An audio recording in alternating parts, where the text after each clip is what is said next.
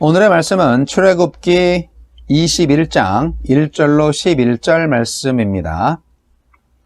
출애굽기 21장 1절로 11절 말씀 읽어드리겠습니다. 내가 백성 앞에 세울 법규는 이러하니라.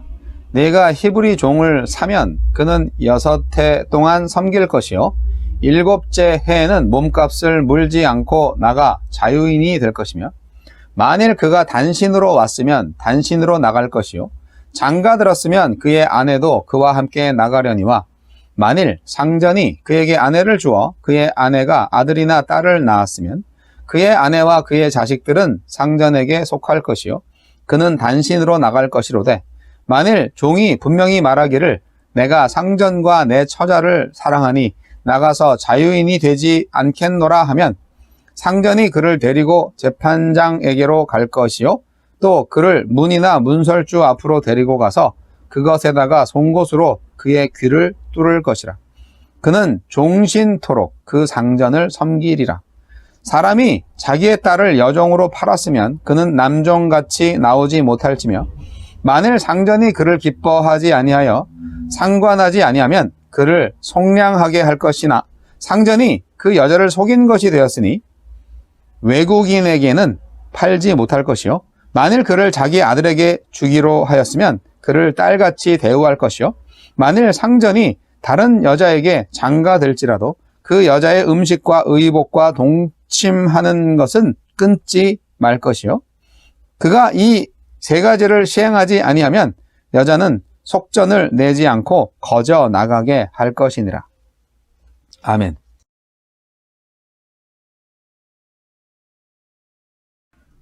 하나님과 인간과의 관계를 규정한 10계명을 주시면서 백성들에게 이제 실생활에서 부딪히는 문제들을 위해 여러 가지 법규를 주시는데, 그 법규의 처음 사항은 바로 노예에 관한 법입니다.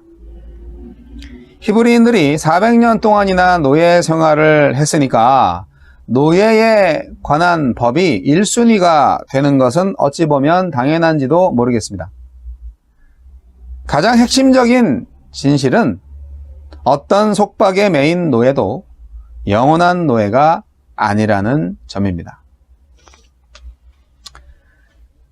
인간의 역사를 소유의 역사로 인식하는 유물사관은요, 인간을 생산 도구화한 고대의 노예 제도를 필연적인 시대의 산물로 간주합니다. 그러나 인간이 인간으로서의 가치를 상실하게 만드는, 즉 비인간화시키는 노예 제도는 아무리 경제적이고 세속적 목적을 위해 존속시켜 왔더라 할지라도 그것은 분명히 죄악이며 인간 스스로의 인격성을 무시하는 가장 수치스러운 범죄입니다. 고대 세계에서 노예가 된 경우는 전쟁포로, 또 납치돼서 노예상에게 거래됨, 또 채무 불이행으로 말미암은 예속, 또 도적질을 한 경우에 배상 능력이 없을 때 등이었습니다.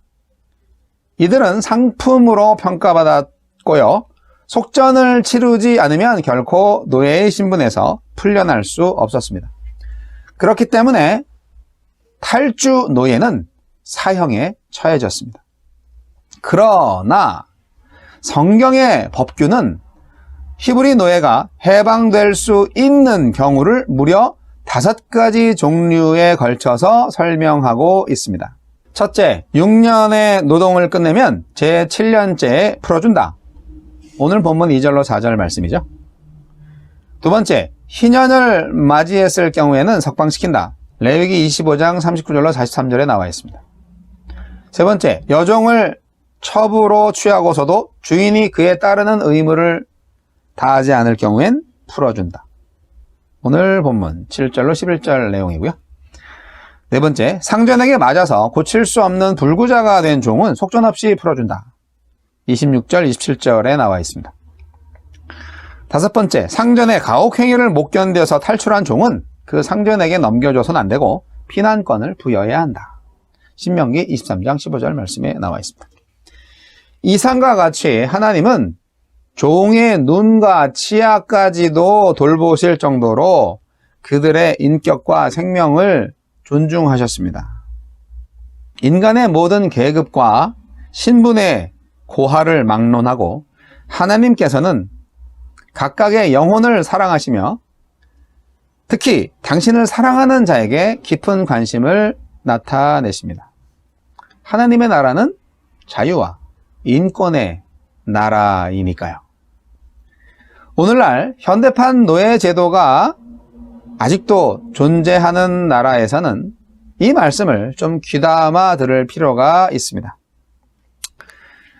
종교법 이후에 제일 먼저 노예 제도가 언급된 것은 그만큼 하나님께서 당신의 형상으로 지음받은 인간의 존귀성을 인정한다는 뜻입니다. 또한 그와 동시에 인간 생명의 소유권은 인간 스스로 가질 수 없고 오직 하나님께만 주어진다는 사실을 강조하고 있습니다.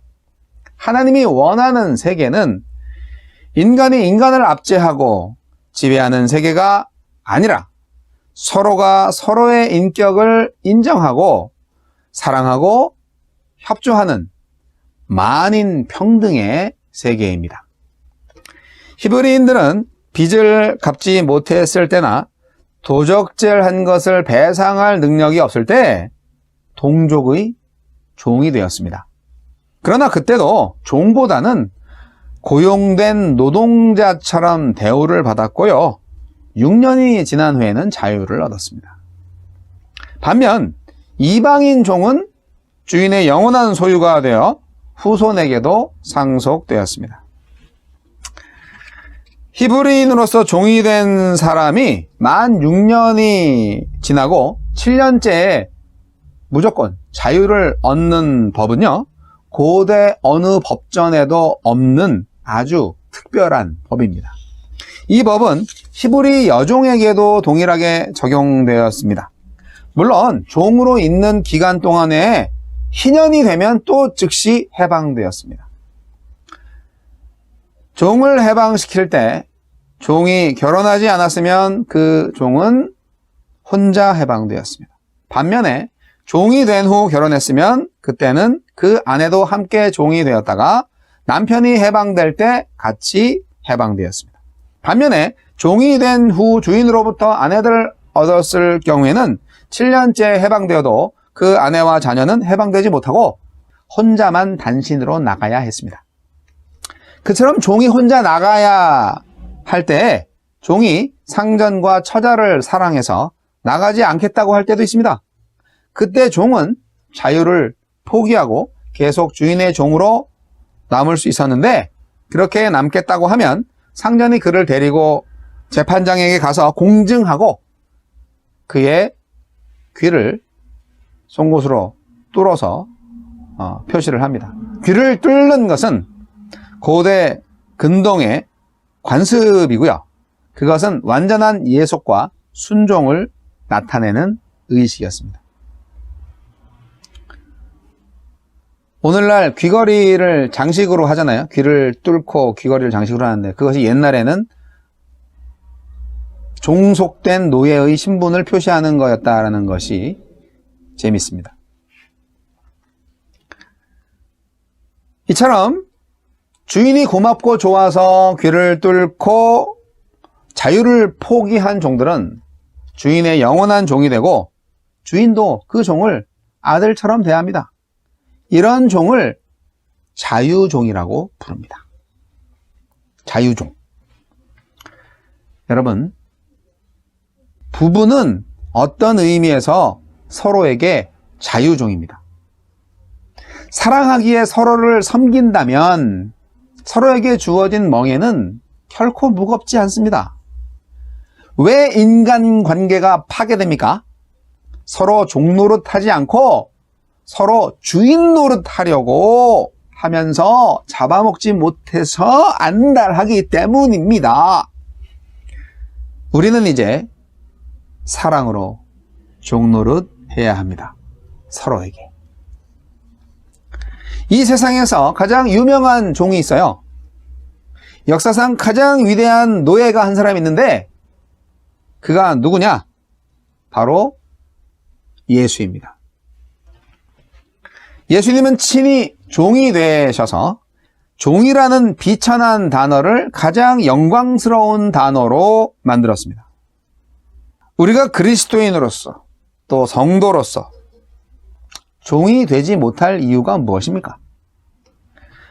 훗날 인생을 평가할 때 얼마나 많은 종을 거느리고 살았느냐 보다는 얼마나 많은 사람들한테 종노릇 했느냐가 더 중요하지 않겠습니까?